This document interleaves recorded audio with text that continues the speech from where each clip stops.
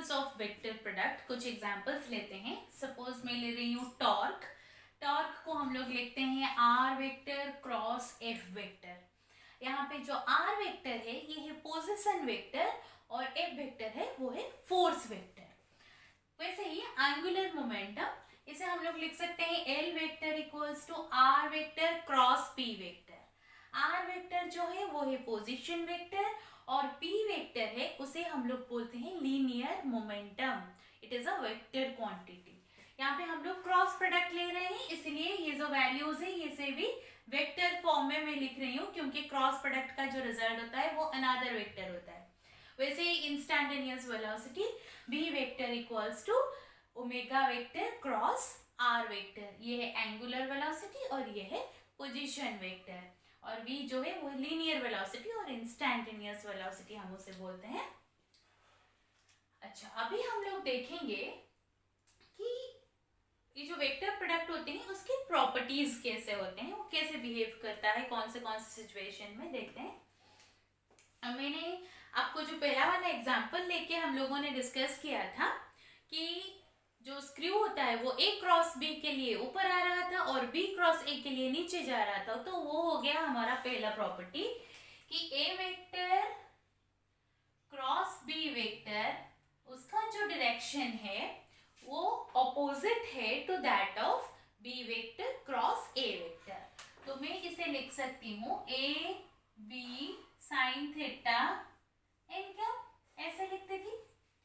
तो फिर b cross a क्या हो जाएगा, b cross a is equals to a b sine theta but with minus N cap, क्योंकि इन दोनों का डायरेक्शन ऑपोजिट है। ठीक है, ऑपोजिट डायरेक्शन। इसे हम लोग ऐसे लिख सकते हैं a vector cross b vector is equals to minus of b vector cross a vector. इसे बताते हैं एंटी कम्यूटेटिव प्रॉपर्टी। ठीक है, अभी हम लोग नेक्स्ट वाले में देखेंगे कि ये जो वेक्टर प्रोडक्ट है वो कम्यूटेटिव नहीं है लेकिन ये डिस्ट्रीब्यूटिव है। कैसे? सपोज मैं ले रही हूँ a vector cross b vector plus c vector और number of vectors are there, if then it will be a vector cross b vector plus a vector cross c vector plus ऐसे ही आगे। ठीक है, अच्छा नेक्स्ट वाले property में हम लोग देखेंगे। सपोज मैं ले रही हूँ कि a वेक्टर का क्रॉस प्रोडक्ट करूंगी उसी के साथ, वेक्टर प्रोडक्ट विथ इटसेल्फ। तो a vector cross A vector क्या होगा, देखिए ए वेक्टर का magnitude A, again A vector का magnitude A, sine of the angle between them A vector और ए वेक्टर के बीच का एंगल वही 0 डिग्री ही है तो साइन 0 डिग्री आएगा। उसके साथ क्या आएगा, एन कैप। तो ये जो टोटल है इसका तो वैल्यू हो गया 0, 0 हो गया मैग्नीट्यूड विथ सम डायरेक्शन, तो हम लोग इसे बता सकते हैं जीरो वेक्टर। वैसे ही अगर मैं ये ऐसा लिखूं कि A vector and B vector are parallel to each other और antiparallel to each other, तो क्या होगा। So vector product of two parallel और एंटी पैरेलल वेक्टर्स,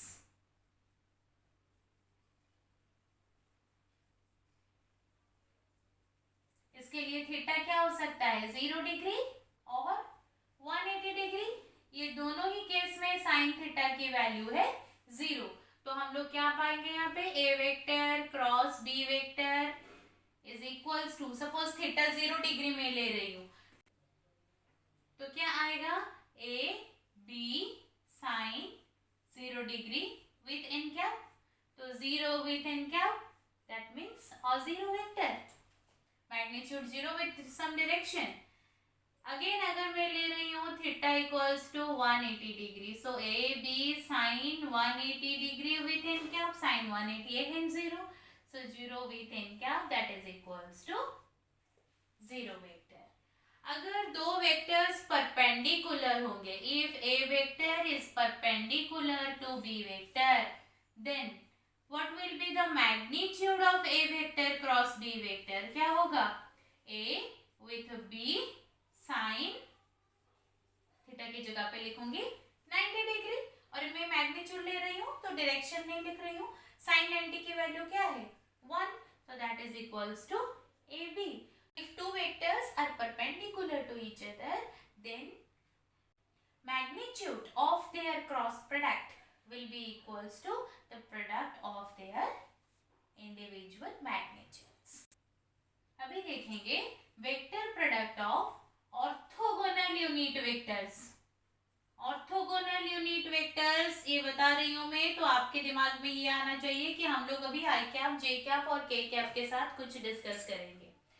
तो vector product of orthogonal unit vector, suppose मैं ले रही हूँ I cap cross I cap, ये क्या होगा? देखिए, इसका मैग्नीट्यूड है 1 इंटू, इसका मैग्नीट्यूड है 1 इंटू साइन आई और आई के बीच का एंगल है 0 degree with some N cap unit vector, तो ये हो गया 0 विथ एन कैप, तो मैं इसे बता सकती हूँ 0 वेक्टर, ठीक है। और मैं लिख सकती हूँ magnitude of I cap cross I cap is equals to 0। Similarly what will be magnitude of J cap cross J cap? वो भी आएगा 0। Magnitude of K cap cross K cap, वो भी आएगा 0। अभी मैं देखूंगी आई कैप के साथ जे कैप का क्रॉस प्रोडक्ट क्या होगा। तो magnitude of I cap with magnitude of J cap with sine of the angle between them क्या होगा? 90 डिग्री, इन दोनों के बीच का एंगल है। सो उसके साथ क्या आएगा? Direction N cap. तो मेरे पास है I cap cross J cap equals to 1 into 1, sine 90 भी हो गया 1, तो ये क्या आ गया? सिर्फ एन कैप। तो अगर यहाँ पे एन कैप में ले रही हूँ, एन कैप क्या होता है? ये परपेंडिकुलर है to the plane containing I cap and J cap. हमने ये देखा था कि आई कैप जो होता है वो होता है unit vector along positive X axis, J cap जो है वो है unit vector along positive Y axis. तो फिर ये आई और जे, ये जो दोनों है वो एक्स वाई प्लेन में है। एन कैप जो है वो उसको परपेंडिकुलर है, तो एक्स वाई प्लेन को परपेंडिकुलर कौन सा वाला एक्सिस है? जेड एक्सिस है। तो इन दोनों का मैग्नीट्यूड 1 है। यहाँ पे भी हमारा एक्चुअल मैग्नीट्यूड आया है 1 विथ एन कैप। सो ये जो मैग्नीट्यूड 1 है और एक्स वाई प्लेन को परपेंडिकुलर है, वो कौन सा वेक्टर है? उसे हम लोग बता सकते हैं के कैप, जो कि है अलोंग जेड एक्सिस। तो हम लोग ऐसे लिख सकते हैं कि I cap cross J cap is equals to K cap. वैसे ही मुझे बताइए J cap cross K cap क्या आएगा? जे और के मतलब ये हो गया वाई एक्सिस, और के ये मतलब Z axis. Y Z plane को जो परपेंडिकुलर है वो कौन सा है? एक्स एक्सिस है। तो एक्स एक्सिस में यूनिट वेक्टर क्या आएगा? वो आएगा आई कैप। लेकिन इसके लिए एक रूल है, क्योंकि हमने पहले देखा है फर्स्ट वाले प्रॉपर्टी में कि जो क्रॉस प्रोडक्ट होता है वो कम्यूटेटिव नहीं होता। तो अगर क्रॉस प्रोडक्ट कम्यूटेटिव नहीं है तो आई क्रॉस जे अगर के कैप हुआ तो हम लोग जे कैप क्रॉस आई कैप को के कैप नहीं बता सकते, वो हो जाएगा माइनस के कैप। तो उसे याद रखने के लिए, उसे जानने के लिए एक छोटा सा टिप मैं दूंगी आपको। देखिए, हम लोग जो लेंगे आई कैप, जे कैप और के कैप, उसे ऐसे देखेंगे। सपोज मैं आई से जे की तरफ आ रही हूँ, फिर जे से के की तरफ आ रही हूँ और के से आई की तरफ जा रही हूँ, मतलब इस डायरेक्शन में आ रही हूँ मैं। तो इस डायरेक्शन में मैं अगर आऊंगी तो मेरा जो रिजल्ट होगा उसका आंसर प्लस आएगा, पॉजिटिव आएगा। अगर मैं उसके इसके अपोजिट सेंस में जा रही हूँ, मतलब जे से आई की तरफ, आई से के, फिर के से जे, तो इस वाले सेंस में अगर मैं आऊंगी तो यहाँ पे मेरा जो रिजल्ट आएगा वो नेगेटिव आएगा। वैसे ही मैं आपको अभी बता देती हूँ, सारा का सारा मैं लिख रही हूँ I cap cross J cap. देखिए, आई से जे की तरफ आ रही हूँ तो यहाँ पे प्लस आएगा रिजल्ट, तो ये आ गया मेरा के कैप। और जे क्रॉस के लिख रही हूँ मैं, देखिए जे से के की तरफ आ रही हूँ, तो इसी सेंस में, तो इसका आंसर आएगा मेरा आई कैप। और फिर मैं लिख रही हूँ के कैप क्रॉस आई कैप, के से आई की तरफ जा रही हूँ इसी सेंस में, तो वो आएगा मेरा जे कैप। लेकिन अभी अगर मैं इसे उल्टा लिखूंगी जे कैप क्रॉस आई कैप, तो ये तो हमें पता ही है ये माइनस के कैप आएगा, लेकिन इस डायग्राम से देखते हैं होता है क्या नहीं। जे से आई की तरफ मैं आ रही हूँ तो उल्टा डायरेक्शन में आ रही हूँ, जे से आई की तरफ तो नेगेटिव लूंगी, नेगेटिव के कैप। अभी मैं लिख रही हूँ के कैप क्रॉस जे कैप, देखिए के से जे की तरफ उल्टा जा रही हूँ ऐसे एंटी क्लॉकवाइज, तो के से जे की तरफ जा रही हूँ तो माइनस आई कैप। और सपोज मैं लिखूंगी आई कैप क्रॉस के कैप, देखिए आई से के की तरफ आ रही हूँ एंटी क्लॉकवाइज, ये है क्लॉकवाइज, ये है एंटी क्लॉकवाइज, तो आई से के की तरफ आ रही हूँ तो माइनस जे कैप। क्लियर? अगर मुझे कहीं पे पूछा होगा कि what is the sine of the angle between two vectors, तो साइन हम लोग कहाँ पे यूज करते हैं, क्रॉस प्रोडक्ट में यूज करते हैं। हमें पता है कि A vector cross B vector का मैग्नीट्यूड हम लोग लिख सकते हैं A B sine theta, N cap नहीं चाहिए, मैग्नीट्यूड ले रही हूँ, तो फिर साइन थीटा क्या हो जाएगा यहाँ पे, A vector cross B vector का magnitude divided by A B. ऐसे हम लोग निकाल सकते हैं, अगर थीटा पूछा होगा तो साइन इनवर्स करके उसे निकाल सकते हैं।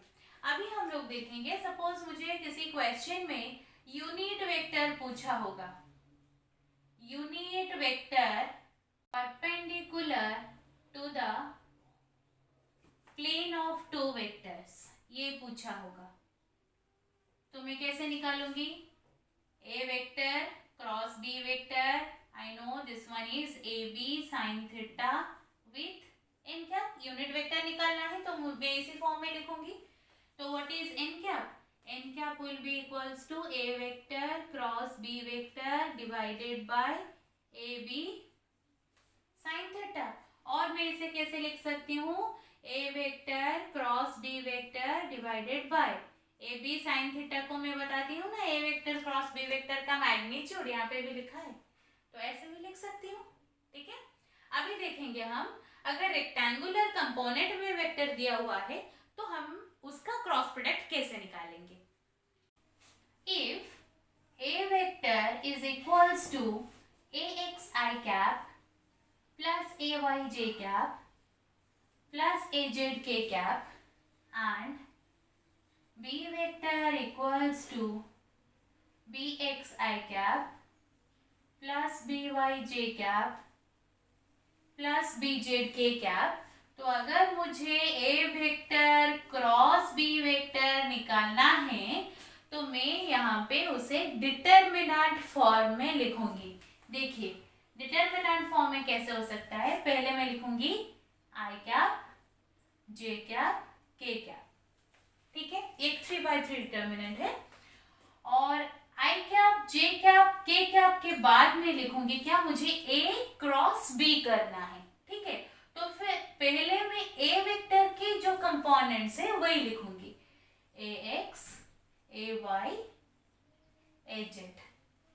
अभी बी वेक्टर के कंपोनेंट्स लिखूंगी, B X B Y B Z. ठीक है, इसे सॉल्व कैसे करते हैं, देखिए आई कैप के साथ कुछ लूंगी मैं, फिर जे कैप के साथ कुछ लूंगी, के कैप के साथ कुछ लूंगी। आई के लिए जो लूंगी वो पॉजिटिव से शुरू होगा, तो ये हो गया, यहाँ पे मैं प्लस साइन लूंगी, जे के साथ माइनस साइन लूंगी और के के साथ प्लस साइन लूंगी, ये इसका फॉर्मेट है। तो पहले मैं लिख रही हूँ आई कैप, देखिए आई कैप के साथ मैं क्या करूंगी, ये वाला जो कॉलम है और ये वाला जो रो है उसके जो कंपोनेंट्स है उसे मैं हाइड कर रही हूँ। अभी क्या बचा मेरे पास, A Y A Z B Y B Z, मैं इतना ही लिखूंगी, A Y A Z B Y B Z, हो गया। आई के साथ मेरा पॉजिटिव सिंबल गया है, तो उसके बाद मैं लूंगी माइनस जे कैप, जे कैप के साथ अभी क्या लिखूंगी, देखिए जे कैप कैप जिस कलम है उस कलम को और ये रो को मैं क्लोज कर रही हूँ। फिर मुझे क्या मिल रहा है, देखिए ax az bx bz। Clear? तो मैं लिख रही हूँ ax az bx bz। हो गया। देन उसके बाद आएगा पॉजिटिव साइन अगेन के कैप। अगेन क्या करूंगी, के कैप जिस कलम है उसे और ये रो को मैं बंद कर रही हूँ। मेरा पास अभी क्या है, ax ay bx by ax ay bx by। तो सिंपल डिटर्मिनेंट कैसे कैलकुलेट करते हैं, left minus right cross multiplication करेंगे। देखते हैं आई कैप है, लेफ्ट से मल्टीप्लाई करना शुरू करूंगी, ay bz minus az by, ऐसे ऐसे। ठीक है, माइनस जे क्या, अभी क्या लिखूंगी, ax bz minus az bx plus K cap multiplied with ax by minus ay bx। तो अगर रेक्टेंगुलर कंपोनेंट के फॉर्म में दिया गया होगा वेक्टर, तो हम लोग ऐसे कैलकुलेट करेंगे उसका क्रॉस प्रोडक्ट। तो जैसे हमने स्कैलर प्रोडक्ट में पढ़ा था, अभी क्रॉस प्रोडक्ट में भी एक छोटा सा टेक्निक मैं आपको बताऊंगी। सपोज मैं यहाँ पे ले रही हूँ I cap equals to e1 cap, J cap equals to e2 cap and K cap equals to e3 cap. तो क्रॉस प्रोडक्ट निकालने के लिए उसे मैं कॉमन एक फॉर्म में लिख सकती हूँ, em cap cross en cap equals to, ये है epsilon mmp with ep cap. ये mmp क्या होगा, उसका वैल्यू वेरी करेगा 1 2 3 ऐसे हो गया। तो ये जो है एप्सिलॉन mmp, इसको बोलते हैं 3 इंडेक्स परम्यूटेशन सिंबल, और सिंपली हम लोग इसे बता सकते हैं लेवी-सिविटा सिंबल। डॉट प्रोडक्ट में देखे थे ना, वहां पे क्रोनेकर डेल्टा आया था, वैसे ही यहाँ पे हम लोग यूज करेंगे लेवी-सिविटा सिंबल। क्रोनेकर डेल्टा का कुछ प्रॉपर्टी था, वहां पे मैंने बताया था, वैसे ही यहाँ पे एप्सिलॉन mmp और लेवी-सिविटा सिंबल, इसका जो प्रॉपर्टी है वो कैसा है, इसकी वैल्यू +1 होगी अगर यहाँ पे इवन परम्यूटेशन आएगा mmp का। इवन परम्यूटेशन मतलब 1 2 3 और 2 3 1 और 3 1 2 ऐसे सीरियल में आएगा। जैसे हम लोग देखते हैं, अगर यहाँ पे आएगा 1, यहाँ पे 2 3, तो 1 2 3 या फिर 3 1 2 या फिर 2 3 1 ऐसे अगर आएगा तो उसे हम लोग बोलते हैं इवन परम्यूटेशन। वहां पे वैल्यू आएगा +1। -1 कब आएगा, अगर ऑड परम्यूटेशन होगा। तो ऑड परम्यूटेशन का मतलब बैकवर्ड आएंगे हम लोग, मतलब 1 3 2 या फिर 3 2 1 या फिर 2 1 3 ऐसे अगर एंटी क्लॉकवाइज आएंगे इस सर्कल में, तो वो आएगा हमारा -1। अगर कहीं पे रिपीटेड इंडेक्स आ गया, मतलब सपोज एप्सिलॉन 1 1 3, एप्सिलॉन 2 2 3 या एप्सिलॉन 3 2 2 3 1 1 ऐसा कुछ आ गया, तो वहां पे अगर रिपीट हो रहा है इंडेक्स, तो उसकी वैल्यू हम लोग 0 लेंगे। ठीक है, उसे कैसे अप्लाई करते हैं मैं अभी आपको दिखाती हूँ। सपोज मैं ले रही हूँ एप्सिलॉन 1 2 3, क्या आएगा इसकी वैल्यू बताइए, +1। सपोज मैं ले रही हूँ एप्सिलॉन 2 3 1, उसकी वैल्यू क्या आएगी, +1। सपोज मैं ले रही हूँ एप्सिलॉन 3 3 1, उसकी वैल्यू क्या आएगी, 0। सपोज मैं ले रही हूँ एप्सिलॉन 1 3 2, उसकी वैल्यू क्या आएगी, ऑपोजिट आ रहे हैं तो क्या आएगी, -1। अभी देखते हैं क्रॉस प्रोडक्ट में कैसे यूज करेंगे। सपोज मैं ले रही हूँ e1 cap cross e2 cap, m equals to है 1 और n इक्वल्स टू है 2, p इक्वल्स टू है 3। तो मैं ले रही हूँ m की जगह 1 e1 कैप, n की जगह 2 e2 cap. So this will be equals to epsilon mmp means 1 2 3 1 2 3 और p की जगह पे लिखूंगी 3 e3 कैप। ठीक है, तो अभी एप्सिलॉन 1 2 3 इसकी वैल्यू क्या आएगी, 1 1 2 3 मतलब +1, तो +1 विथ E3 कैप, ठीक है। E1 कैप क्या है हमारा, I cap cross J cap equals to क्या आ गया, K कैप। एक दूसरा वाला एग्जांपल लेके देखते हैं। सपोज मैं ले रही हूँ E3 cap cross E2 cap, तो फिर क्या आएगा, ये हो जाएगा एप्सिलॉन mn पहले तो 3 2, फिर p क्या होगा 1 होगा। सपोज m इक्वल्स टू 3 है, n इक्वल्स टू 2 है, p इक्वल्स टू 1 है, ठीक है। तो एप्सिलॉन 3 2 1, फिर e 1 क्या ये आ रहा है, तो E3 मतलब K कैप, E2 मतलब J cap, K cap cross J cap, that is equals to epsilon 3 2 1 3 2 1।